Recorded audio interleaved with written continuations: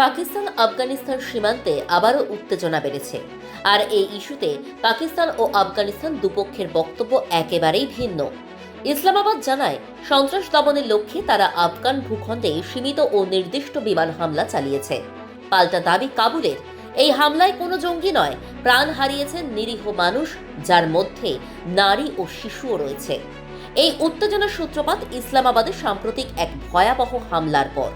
পাকিস্তান সরকারের অভিযোগ, ওই হামলার নেপথ্যে ছিল তেহরিক-ই-তালিবান পাকিস্তান, যাদের ঘাঁটি আফগান সীমান্ত ঘেঁষা এলাকায়। তাদের দাবি, বিষয়টি নিয়ে দীর্ঘদিন ধরে কাবুলকে সতর্ক করা হলেও কার্যকর পদক্ষেপ না নেওয়ায় শেষ পর্যন্ত সামরিক অভিযানে যেতে হয়েছে। পাকিস্তানের সেনাবাহিনীর বক্তব্য অনুযায়ী হামলাগুলো ছিল গোয়েন্দা তথ্যের ভিত্তিতে নির্ধারিত জঙ্গি আস্তানাকে লক্ষ্য করে। তারা বলছে, বেসামরিক ক্ষতি এড়ানোর সর্বোচ্চ চেষ্টা করা হয়েছে এবং এই পদক্ষেপকে তারা আত্মরক্ষার অংশ হিসেবেই দেখছে। কিন্তু আফগানিস্তানের তালিবান প্রশাসন সম্পূর্ণ ভিন্ন ছবি তুলে ধরেছে। কাবুল জানায়, পাকিস্তানের হামলায় সীমান্তবর্তী গ্রাম, বাড়ি এবং মাদ্রাসা ক্ষতিগ্রস্ত হয়েছে। আফগান সরকারের মুখপাত্র জাবিহুল্লাহ মুজাহিদ এই হামলাকে সার্বভৌমত্বের চরম লঙ্ঘন বলে আখ্যা দিয়েছেন। তাদের দাবি, নিহতদের মধ্যে কোনো জঙ্গি ছিল না, বরং সাধারণ পরিবারগুলোই সবচেয়ে বেশি ক্ষতিগ্রস্ত হয়েছে।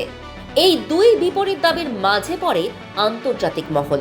সংবাদ সংস্থা রয়টার্স জানিয়েছে, পাকিস্তান সত্যি সীমান্ত পেরিয়ে হামলা চালিয়েছে, তবে নিহতদের পরিচয় নিয়ে স্বাধীনভাবে নিশ্চিত হওয়া যায়নি।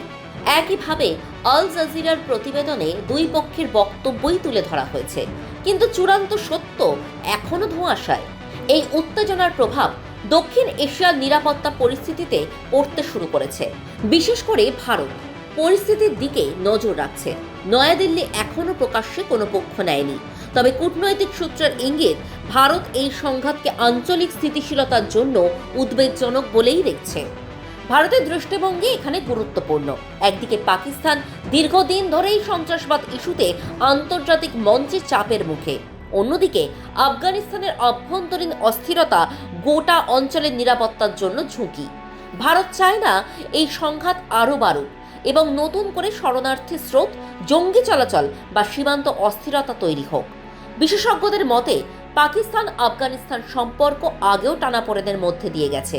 তালিবান ক্ষমতায় ফেরার পর প্রথম দিকে ইসলামাবাদ আশাবাদী থাকলেও টিটিপি ইস্যুতে দুই দেশের দূরত্ব বেড়েছে। এখন সেই দূরত্ব সরাসরি সামরিক সংঘাতে রূপ নেওয়ার আশঙ্কা তৈরি করছে। প্রশ্ন উঠছে, এই পরিস্থিতি কি পূর্ণাঙ্গ যুদ্ধে করাতে পারে? আপাতত বিশ্লেষকদের মত, দু দেশই বড় যুদ্ধ চায় না, তবে সীমান্তে এমন সীমিত হামলা যদি নিয়মিত হয়ে ওঠে, তাহলে ভুল বোঝাবুঝি থেকে বড় সংঘর্ষের ঝুঁকি থেকেই যায়। ভারতের জন্য বার্তা পরিষ্কার, দক্ষিণ এশিয়ার শান্তি নড়বড়ে। পাকিস্তান আফগানিস্তান সংঘাত যদি দীর্ঘস্থায়ী হয়, তার প্রভাব কেবল এই দুই দেশেই সীমাবদ্ধ থাকবে না। বাণিজ্য, আঞ্চলিক সংযোগ, নিরাপত্তা সব ক্ষেত্রেই চাপ বাড়বে।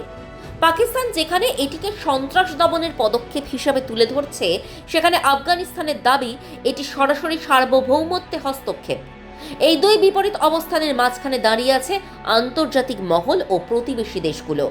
এখন মূল প্রশ্ন, কূটনৈতিক আলোচনার মাধ্যমে কি উত্তেজনা প্রশমিত হবে, নাকি সীমান্তে সংঘাতের ছায়া আরও গভীর হবে? দক্ষিণ এশিয়ার এই টানটান পরিস্থিতিতে শেষ পর্যন্ত একটাই দ্বিধা, শান্তির ভাষা কি প্রাধান্য পাবে, নাকি অস্ত্রই নির্ধারণ করবে পরিণতি?